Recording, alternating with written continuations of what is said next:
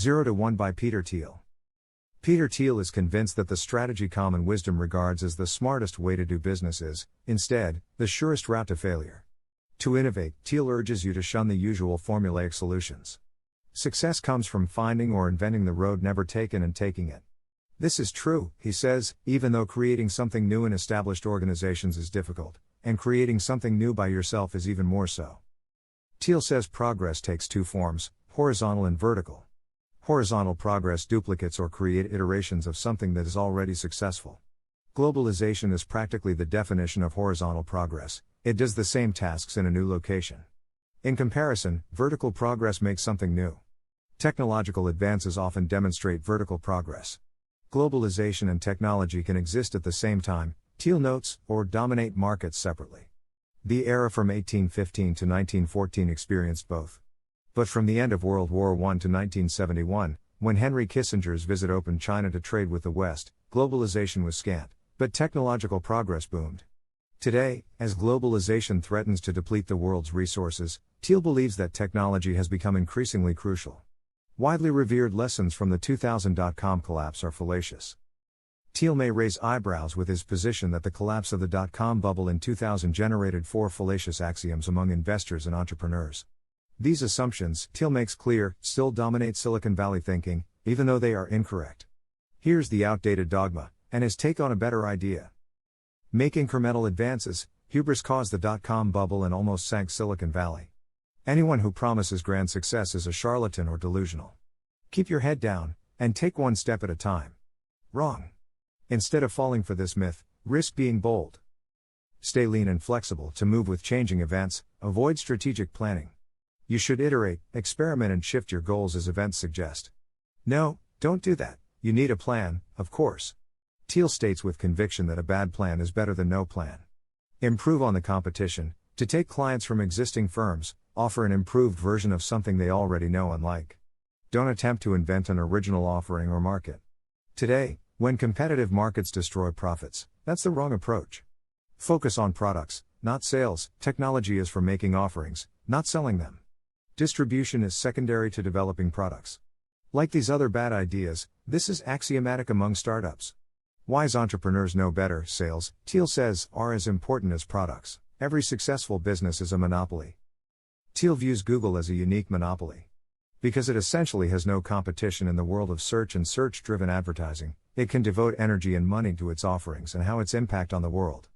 Google is a new monopoly. It doesn't crush innovation as old monopolies did because, secure in its position, Google can innovate all it likes. For Thiel, Google exemplifies his repeated insight that truly successful businesses become monopolies. A Google-style monopoly can carry out innovation that benefits consumers and ensures its own long-term profitability. Thiel suggests that too much competition, or competition that is too intense, means that just competing, by itself, will consume likely profits and leave each rival winning a market share that is too small to sustain it or to change consumers' lives. The more competition in a field, the less profit. Thiel may surprise readers when he states that competing eats profits, so acquiring or merging with your rival beats fighting. America's love affair with competition is not good for business or education. Thiel is almost strident when he insists that propaganda about the value of competition corrupts Americans from childhood. As students compete increasingly for available slots in higher education, Thiel asserts that the mantra of competition turns them into conformists. Neither Microsoft nor Google benefited from years of brutal competition. As they battled, they lost focus on their markets. Apple's resurgence left both companies in the dust. Thiel's company launched PayPal in 1999. Elon Musk's X.com soon followed. The two spent time and energy fighting one another. In early 2000, Thiel and Musk came to understand that they faced a larger foe, the coming .com meltdown. They met in a coffee shop, not in one another's offices, Thiel emphasizes, and worked out an even merger. Thiel writes with pride about how they rode out the bubble's crash together by combining resources, and they thrived. Avoid disruption and consider whether your company can be a monopoly. Why is Twitter valued at 12 times the New York Times capitalization? Thiel says it's because investors prioritize future cash flows. Any business's value is the total revenue it will garner in the future. A successful newspaper, for instance, will hold to a certain cash flow for 5 or 6 years. Tech companies will lose money at first, but are likely to earn big a decade later. Thiel cites, for example, how LinkedIn's future cash flows will dwarf those of today. A firm with stellar future cash flows must be a monopoly, like Google. Thiel offers these characteristics of monopoly for you to consider as you analyze your company. Proprietary technology, this, Thiel maintains, is the most significant advantage.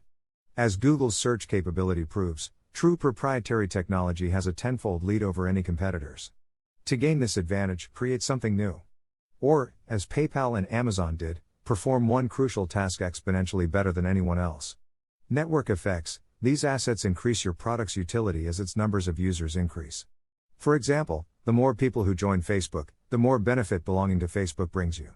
Economies of scale, monopolies grow stronger as they get larger because, Thiel says, greater sales mean fixed costs have less impact on the bottom line. Twitter, for one, was ready to scale up from its inception. It doesn't need to reshape its product to gain more users. Conversely, a service business, like a yoga studio, faces myriad obstacles to growing at scale. Branding, a powerful brand can bring a company a monopoly. Take Apple, which has a monopoly. Others might try to copy it, but only Apple epitomizes technological progress. However, focusing on branding alone will not generate a monopoly. When Steve Jobs regained command of Apple, he also ditched many non-performing products to focus on those that brought 10x improvements. Thiel offers profound advice in stark, bite-sized chunks. Start small in a field you can monopolize. Consider taking over a small market. Find a community that isn't served by a likely competitor. Don't try to disrupt established companies. Eschew competition. The power law emerges when you follow the money. Thiel breaks down the venture capital (VC) world so every reader can understand. Venture capitalists, he writes, seek to spot, invest in and make big money on early-stage companies. Venture funds profit when the firms they invest in become worth much more or a large company buys them. Most early-stage firms don't succeed. These companies align with a power law that says only a few will thrive. As a corollary of the power law, Thiel brings the fascinating insight that investors seeking a diverse portfolio will fail to put as much money into likely winners as they should. Facebook manifests the power law. Thiel's founders' fund earned more from investing in Facebook than from all its other investments combined. He says the founders' fund follows two hard-learned rules: 1, only put money into firms with the chance to return the value of the entire fund, and 2, there are no other rules. Invest only in companies with a likely chance for success on a vast scale. Thiel recommends applying the power law to your life. According to the law, starting your own company may not be the most profitable choice. You may earn much more by joining a profitable, rising company. The law reveals that differences within a firm are nothing compared to the differences between companies. And the law, Thiel points out, shapes sound startup strategy. Just as one company is likely to outperform all others exponentially, certain markets will do the same. Seek a market with the same diligence you apply to seeking an investment. Beginnings shape the life of a company or partnership. Friends of the author named one of his maxims Thiel's law. It holds that a startup built on dysfunctional foundations will never be put right. Startups, Thiel cautions, depend on their founding partners.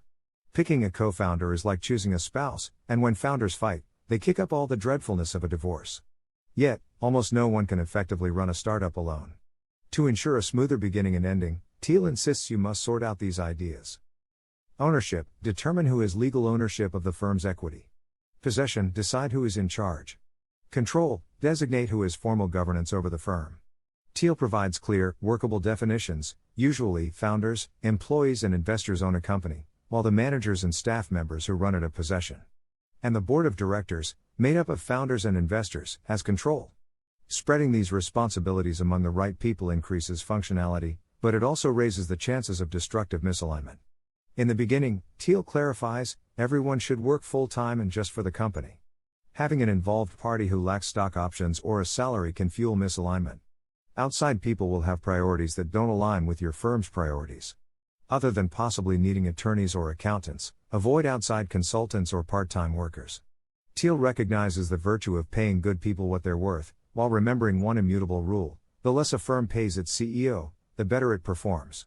Never pay a VC-funded startup CEO more than $150,000 a year. An underpaid CEO will do everything possible to increase the value of the company, not just his or her salary. Given that Thiel showed the world just how high the ceiling can go on VC profit, it's amusing to read him put a relatively low and perhaps outdated ceiling on CEO pay. Startups offer something worth more than a paycheck: partial corporate ownership. Thiel counsels you to share ownership with care. Don't give everyone the same number of shares. Each person has different tasks and abilities. Counterintuitively, equality is and will appear inequitable. Another inequity is that first employees receive more equity, but later workers may add more value. The artist who painted Facebook's walls in the early days received stock later valued at $200 million. An indispensable engineer Facebook hired in 2010 might make $2 million. Because of inevitable unfairness, always keep compensation a secret. Any employee who prefers equity over a larger salary, Thiel feels, is vesting in your firm for the long haul. His or her interests align with yours, increasing the company's worth. Recruiting is crucial to success, never outsource recruiting. No one, Thiel posits, understands your startup as well as you do. No one else can best judge the right people for it. The best people can work anywhere, so ask why they want to work for you. The best people will give the best answers, which will pertain to your mission or your people. Don't compete on perks. People should come to you, Thiel makes plain, for the work they will do. That's it. Startups change constantly. Jobs will change constantly. Give each person a specific area of responsibility no one else shares. That, Thiel argues, makes it easy to judge someone's performance and motivation. Even the best product needs superb distribution. Thiel dissects your customer lifetime value, CLV, the total average profit gained from one customer. Thus, your customer acquisition cost, CAC, what you spend to gain a customer, must never exceed your CLV. The more your product costs, Thiel notes, the higher your CAC. If your product costs as much as, for example, Elon Musk's SpaceX rocket service, you will spend a lot of time and money finding, cultivating and selling to customers. At that level, you won't have salespeople. Your executives will talk directly with your potential customers' executives. At startups, everyone sells. As CEO, if you don't have anyone fulfilling that role, the salesperson is you. Establish procedures that enable your small sales team to get your product to the largest possible market. Facebook and PayPal grew at lightning speed because their core functions drew investors to urge their friends to join. Both companies gained monopoly status by achieving what Thiel regards as a crucial position, the last mover's eye in their markets. Tesla correctly handled every aspect of starting up. Wise companies will consider how they performed in each of these crucial areas. Thiel finds that Tesla mastered them all. Technology, Tesla created such superior technology that other car companies either license it or try to copy. Timing, the government was offering subsidies to green businesses. Many business people thought these payouts would endure, but Musk understood the need to move quickly.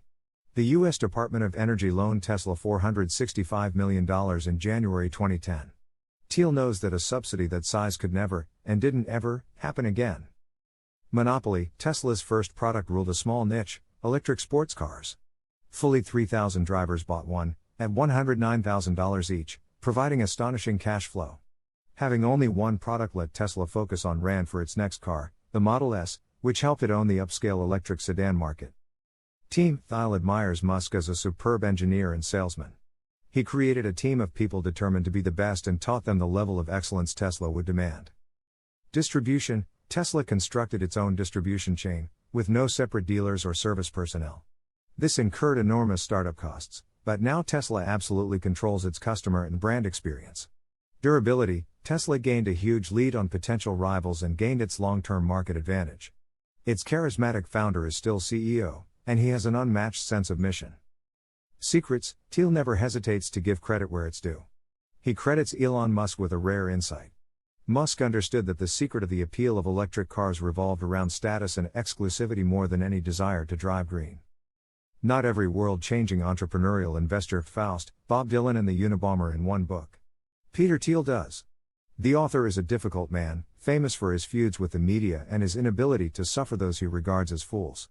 Thankfully, Thiel foments no grudges and tries to settle no scores in his handy, pithy and unsentimental manual for building and holding on to profits in today's often bewildering financial universe. Thiel breaks the VC and investment worlds down to specific principles and repeats that anyone pursuing those principles will prevail. Though Thiel does not shy away from the first person, the reader comes away with surprisingly little insight into his personality. Accordingly, while his prose is pedestrian, Thiel's ideas are likely revelatory for CEOs, investors, entrepreneurs and business students.